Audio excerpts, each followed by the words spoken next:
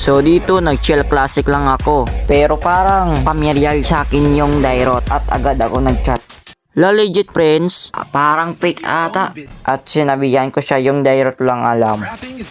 At ito sabi niya, "Ba't dito ka sa klase? Akala ko sa creation ka lang." At agad ako nag-reply, legit ka ba talaga friends?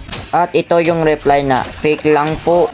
Fake pala. Wala akong pake. Gusto mo ikaw isusunod ko kay DJ Jojo?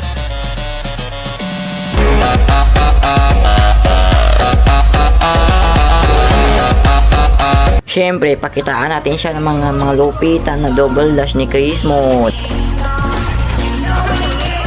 Sabay tipi sa muka. At ito yung reply niya, double dash lakas. Pinatikim ko sa kanya na mga malaraitso galawan. Kung inakala mo double dash lang kaya ko gawin sa'yo, nagkakamali ka. At marami pa akong gawin dito.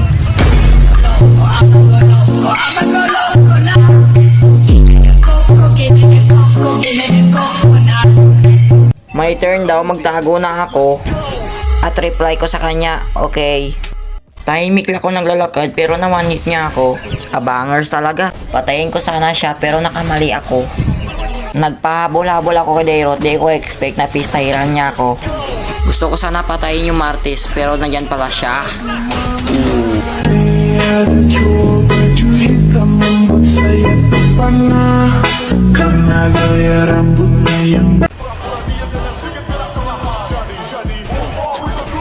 Ipapatikim kita ng sobra galing kay Chris Moot.